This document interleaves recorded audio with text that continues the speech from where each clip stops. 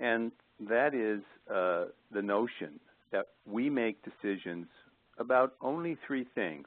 I'm not only talking about your role as a professional in a corporation, but also in your personal lives as well. There's only three things that we make decisions about. We make decisions about how to resolve problems, we make decisions about how to mitigate risks, and we make decisions about how to capture opportunities, problems, risks, and opportunities.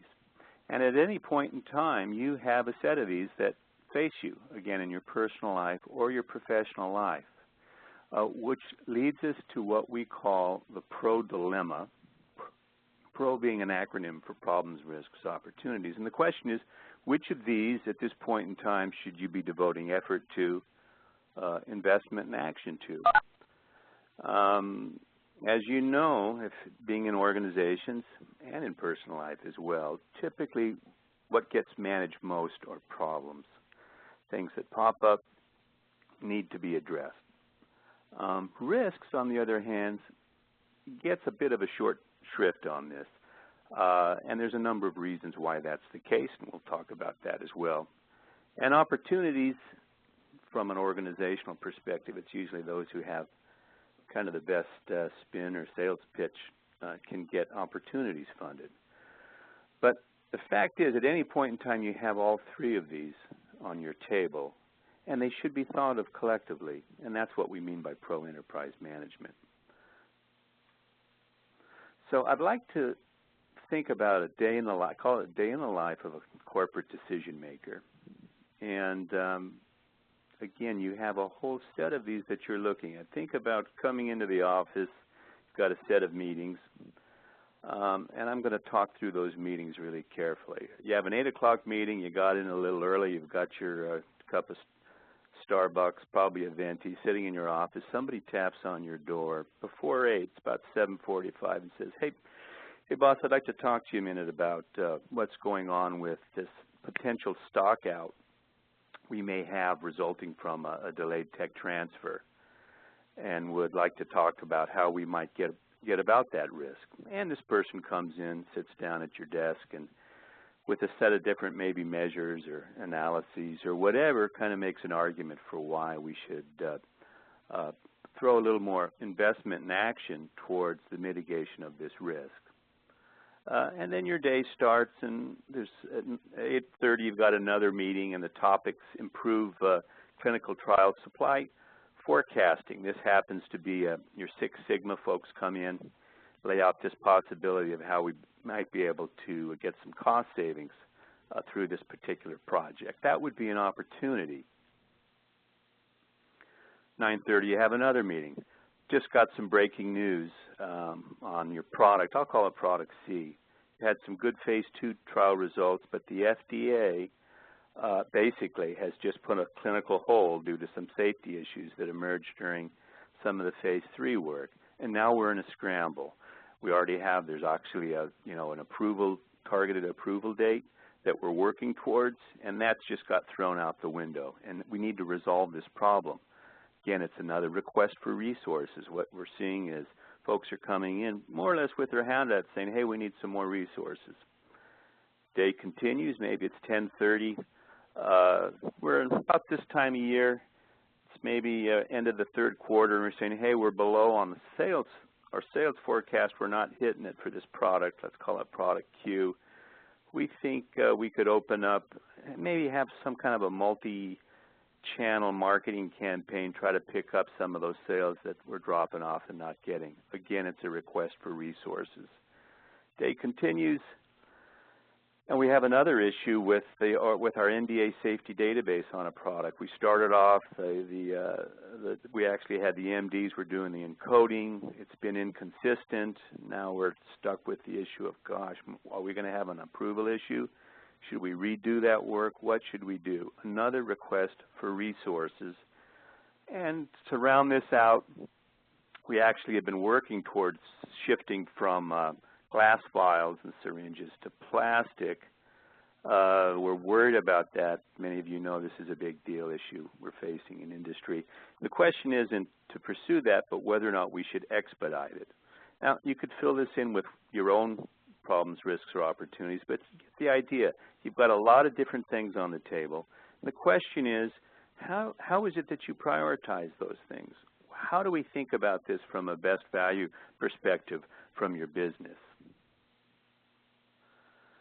So if we think about life sciences companies, best value is directly tied to the performance of their products in improving the health and well-being of individuals. It's in the mission statement of most life sciences companies. So the question is, if we're going to figure out and prioritize problems, risks, or opportunities, how do we account for the health and well-being of individuals and at the same time health and well-being of the business too? Is there any way that we could do this with a measure? And so I'm going to propose a measure. Today, in fact, I'm just going to talk about a single measure. We could have others, but I'll focus on a single measure where everything gets tied together. And that would happen to be, or is, free cash flow of a business, where everything does eventually come together and hits that particular measure. The health and well-being of individuals directly influences the enterprise cash flow. If you've got good products, of course, it comes in the sales of your products. There's R&D investments in the pursuit of future products. That's going to hit your cash flow. If things go awry and you have product recalls, eventually that hits your cash flow as well. And safety of your products, safety in the workplace, all of those things, eventually resources are attached to those, and they end up hitting in your cash flow. So I have at least a measure, one measure where everything will come together, and that would be in cash flow. And that also ties into the employment of folks, your ability to support the community, and how the enterprise gets measured as well from a corporate value perspective. So I'm not suggesting at any moment that we want to get rid of other measures you use for other means or issues that you're dealing with within the corporation, but there is this measure where everything will eventually tie in.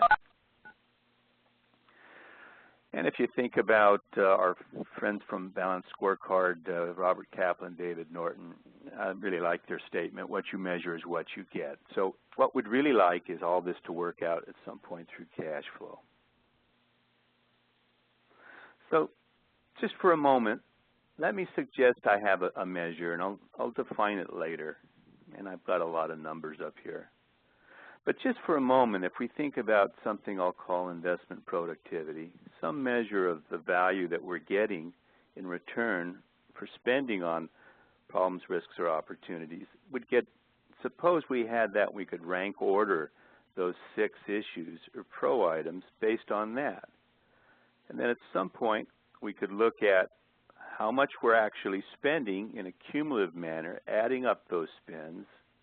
You get to about, if I draw the line here underneath unreported adverse events, I've got about $22 million in spend, and if I accumulated the value that we're getting on that, there's the number here. It's actually, it's a big number. It's 700.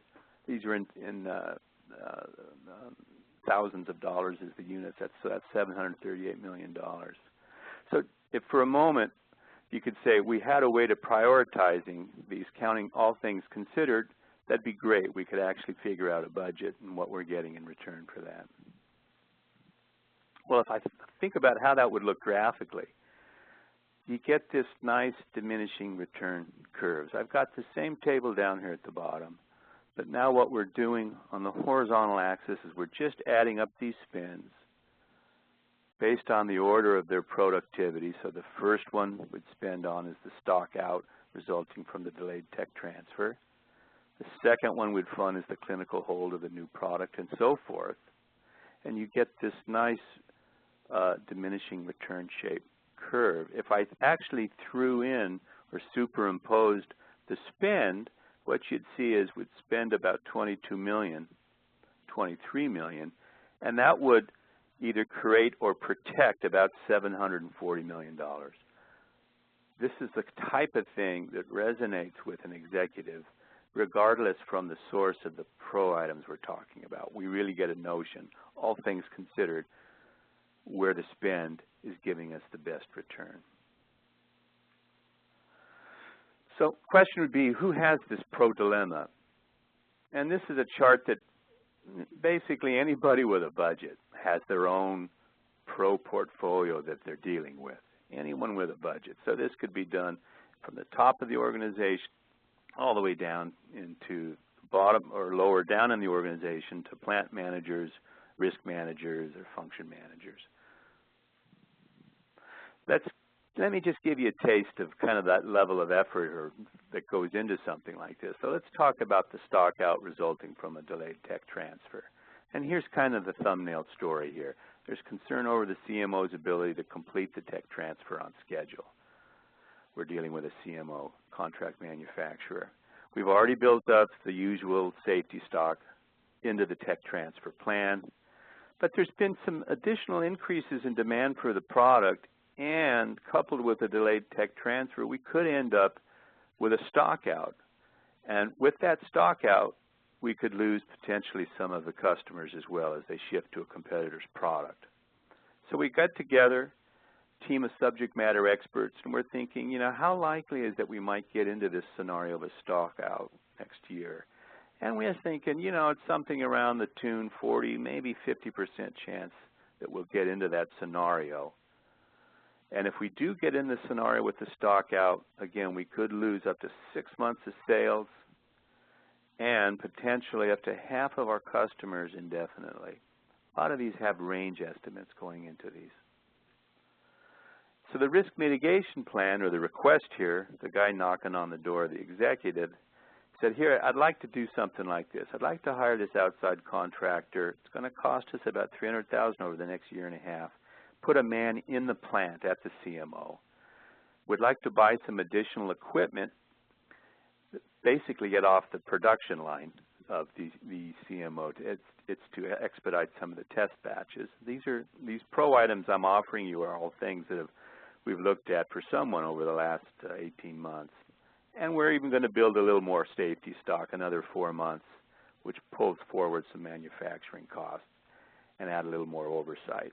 So that's kind of the extent of the conversation or the thinking of what we want to evaluate. Well, how might this look if we put all this together? I'm going to show you an image here. Unfortunately, it's one of those screenshots, so there's a lot of information on here. It's a screenshot from a software that pulls these types of things together for us to do these assessments. There's only a few numbers I want to point out, though. What we have before investment in action, it's basically about a $142 million risk in today's, I have something called net present value. All I'm saying is the dollars over time, if I took it all to today's value, what would that be worth? And if we don't do anything about this risk, we're saying it's about a $142 million risk as measured in today's dollars. If we did the risk mitigation action that I just spoke of, we could reduce that to about a $36 million risk. That's a pretty big chunk of risk we're taking out. We can't get rid of all of it. And the cost of all that is about $650,000. Now, there's some math involved, but of course the software takes care of it. There's algorithms involved here. They're all mathematically sound with mathematical proofs. The productivity of this spend of trying to mitigate this risk gives you a number that's 167. And let me just put that in kind of regular guy talk. So what we're saying here with that 167 is that for every dollar of investment in that risk mitigation, we're protecting about $167 worth of value. That's a lot of value. This happens to be a one, if not the best, most productive use of resources. So that, again, I've just tried to give you a sense of kind of the thinking going in, what might come out to help us in this prioritization. So pro-enterprise management is really based on just 5 questions. 5 questions that you could apply to any project, to any function, any organization, just 5 questions. If I was an executive today, I'd manage any part of my company with 5 questions. And I think anyone with a budget should be able to answer these 5 questions. You should be able to know what your pro items are. Just what is the list? The second question, we'd like to know which erode the most value if not pursued. Everyone, including yourselves and executives, we're much more concerned about the realm of loss than the realm of gain. Our aversion to loss is much stronger than our desire for gain. So the second question would be, which erode the most value if we don't act on it? The third, which if pursued, create or protect the most value? Different question. Fourth question is, which should you pursue? And the last question, what are the implications to your plan and budget? I'm claiming you could really manage any project function organization with those 5 questions, and that's what we're trying to do with Pro Enterprise Management. So we're not going in and modifying your business functions or decision functions or risk management processes in any great detail other than building these 5 questions into your existing processes. Well, I'd like to talk about a couple of those questions and what are some ways that we'd look at it. Same kind of analysis, they're just different graphics. Question was, which erode the most value if not pursued? And this is just a chart that basically orders these by how big the risk was if I don't put in the mitigation action. And the biggest of these was the glass vials breakage issues with an expected loss of about $1.1 billion. This was a big company. This was a Fortune 2 company we're looking at. And the second biggest risk you'll see is clinical hold of new product, and that was about a $868 million risk if I don't act on it. And you can see these things tail off, gives us an idea which were the biggest ones, and there's a sense of the range here of how bad it might be as well. So the overall risk exposure of the set, all things in of this set, is about, it's the top bar here, it's about $2.4 billion is the whole risk liability of the set here. Most of that's coming, or a good half of it almost, is coming out of this glass vial breakage issue. So that helps us answer that question, which erode the most value if not pursued. Another question we had in there, in fact it was the third question, was which if pursued, create or protect the most value. And we look at basically the gain then between the before investment in action and the after investment in action. So if I go back and look at the stock out we talked about resulting from the delayed tech transfer, remember we said that was a $142 million risk. If we don't act on it, we could reduce it to a $36 million risk, not get rid of it altogether, but that difference is about $106 million, and that's what I'm calling the gain from our investment in action or our mitigation plan. And if we ordered these by gain, it turns out that this unreported adverse event, an inconsistent NDA safety database, has the biggest gain. So again, that's just a set of numbers.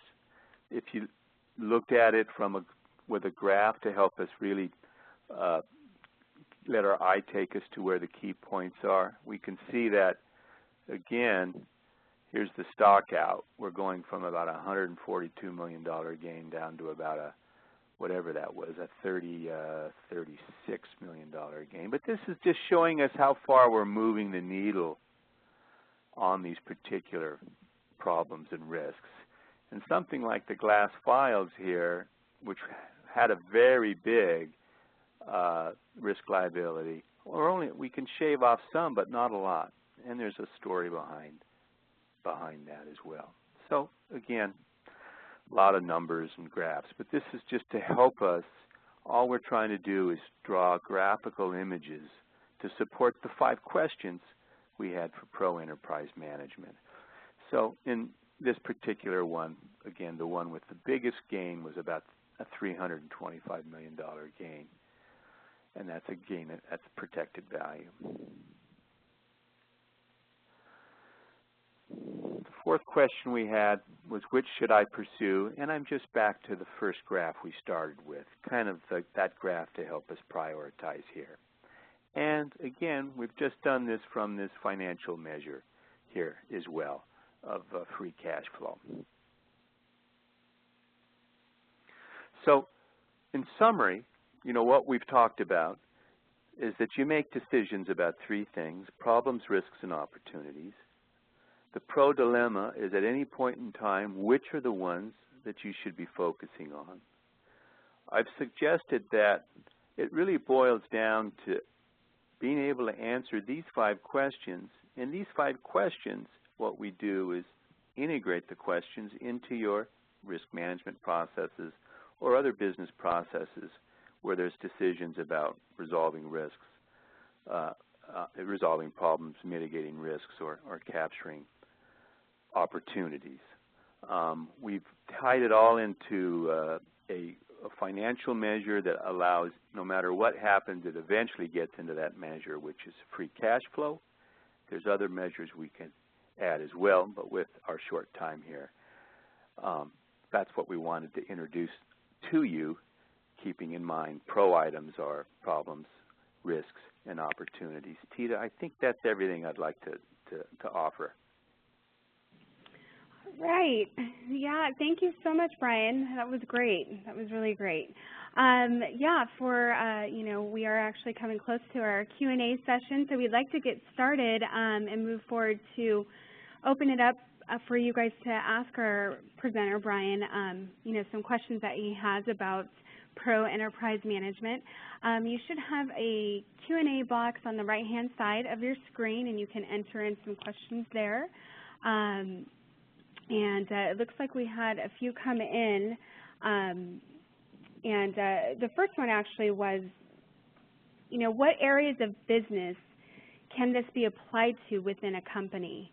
Brian, that question came in. Sure. The areas of the business, well, I mentioned anyone with a budget. But, the thing that's kind of the weakest link when you think of problems, risks, opportunities, it's the risk management that almost always is the weak link of those 3.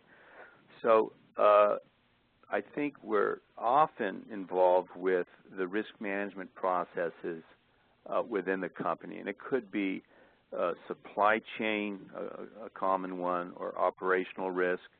It could be compliance risk under the realm of risk. It could be in your enterprise risk management processes that this would be applied to. And that's often a starting point. Beyond that, then, this applies to lots of different things: R&D spends, your capital budget, your Six Sigma project selection. Those are all opportunity type areas as well. But really, if you've got a budget and you've got issues that they're not being managed well, this would apply. It was designed to be broadly applied so that we could compare and contrast across the enterprise all these different problem, risk, opportunity portfolios. Well, good, good. Another question we have here is, what recommendations do you have for quantifying patient risk? What would you say? So patient risk, separate then from this financial measure, we'd like to have some measures for patient risk that allows us to account broadly for that. Now, what a lot of folks have right now are these heat maps and these other types of measures. They're kind of quasi-qualitative, quantitative, and they don't help you get to a really prioritization like we're talking about here. So another measure that we've added in for patients that can be used, again, across many different issues, problems, risks, opportunities, would be the quality adjusted life year measure, if you're familiar with that. And if you're not, we could get you information on that. But it's something that initially came out of the UK. It's also used in the United States.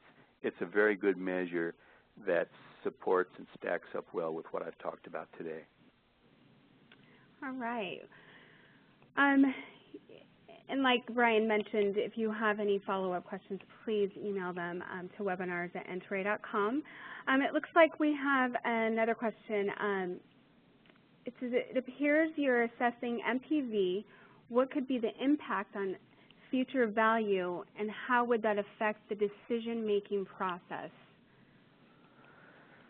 So let's see if I understand that. Yes, it is a net present value, so we're looking out over time.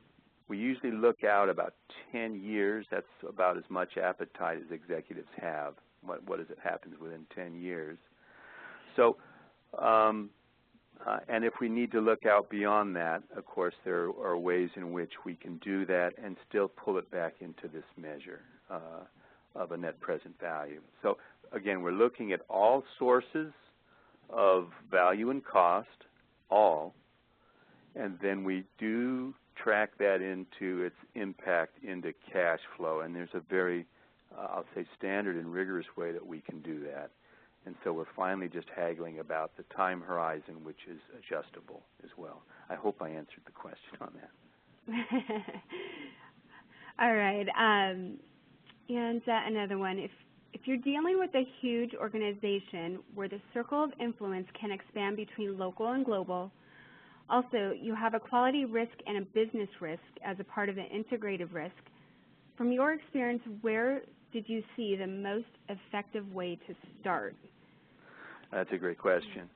So I've learned, not just recently, I've been in this business a long time, so it's always starting with some type of a pilot in a particular area that we kind of fence off and say, let's start, try it out in this particular area. It could be within a particular business unit, within a particular function, and see how that works with what else that we have going.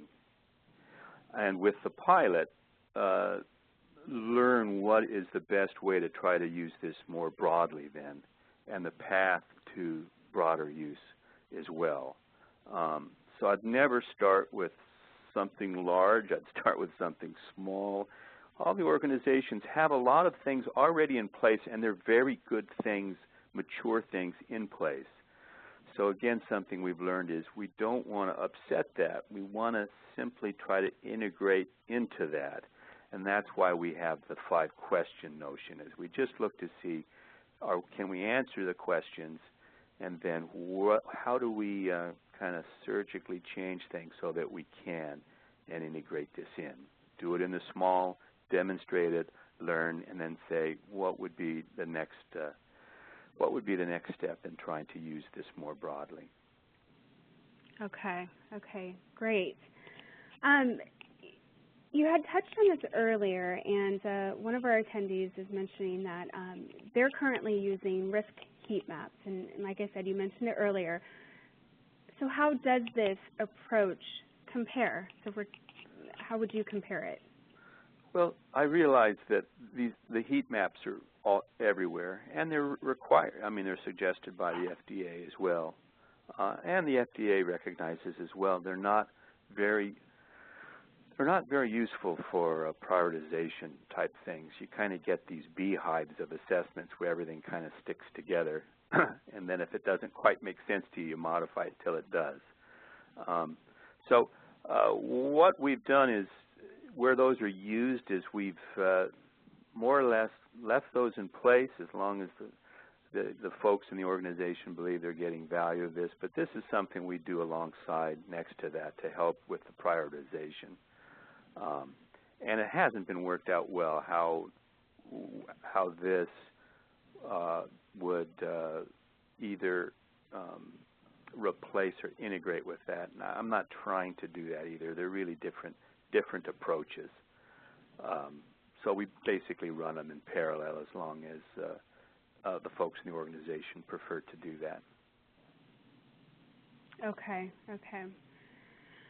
Another question we have, I think it's in regards to that. You said you can apply this methodology really to, I mean, if we get specific in this industry and down to our, in our current business, as well as you just said generally in life. And one of the questions is, does this methodology really work? So I'll tell you what, it really works in corporations. In general life, is something, personal decision making, and I've written about this, is hard because there's lots of different value measures. It's pretty complex. Turns out for corporations, we can reduce it to a smaller set of value measures and makes it much more doable. But yeah, we're absolutely using this in places, and it's being embraced, and it's, within companies, it's by the month being more broadly used as executives are drawn to it. It's in a language that they understand, and it's what they've been requesting for a long time. Okay. For our attendees here, if they wanted to get started, what would they do, and what would you suggest them to do? Well, I mentioned earlier a pilot. I think it always makes sense Right. just to try things out. Try it out in the small. Say, hey, here's an area we're really struggling with. The risk management's really weak, or we're getting burnt in this area, and just try that out and say, hey, let's run a few through. A handful, 3, 4, or 5. Let's take a look, see how this works, see if we're comfortable with it, and go from there and say, yeah, that's a good fit, or it doesn't quite work for us. I got to tell you, though, we're batting 1,000 on this. If companies who've tried it are using it, and I think it's more evident to the issue of what this competes with. The other approaches for risk management just aren't very satisfactory, aren't very satisfying for executives or anybody involved. So, it easily demonstrates itself as a more valuable view of things, if not in addition to a view of things. Well, good. Thank you for that. As we kind of close out this session here in our Q&A session, I had someone else reply to that earlier question in regards to the local and global. How would that expand to them? And they mentioned that they currently, have the goal of implementing IRM as an organization, but the behaviors are not ingrained yet, and that's where they're struggling. So what could you, again, in that for that attendee? Yeah, the behavior. Yeah, I think you're referring to the ERM on a global issue, and the behavioral challenge. There's a lot of facets to it on that. But one thing that is a big issue in the ERM is just the lack of clarity in the language that we're using, and this will, at a minimum, sharpen that language and get things to be more real. There's probably a whole other talk on the organizational behavioral side that we just wouldn't have time for today, though there's a good story around that too. Okay, good. Do you have, can we see further case studies? Is that a part of the pilot program that you would actually give further case studies? Sure, we could always, we have a large inventory of issues that we've looked at, but it wouldn't take long just to look at your own company's issues, and that obviously it gets a lot more interesting when you're talking about something that's yours as opposed to another company's pro item, problem, risk, or opportunity. Great. All right. Well, we actually, I just wanted to thank everybody for attending, and we had a great discussion today. And, if anyone has any more questions, feel free to email us at webinars@enterate.com, and we'll go ahead and get, those answers out to you as soon as we can. And I just wanted to thank Brian, our presenter today. It was great information, and I really hope that you guys can use. Feel free to email questions, and thank you so much for attending. We're going to go ahead and bring this webinar to a close. So we hope that you guys have a great day, and we'll be emailing all the registrants out a link to today's recorded session and a copy of the presentation. So thank you so much, and have a great day.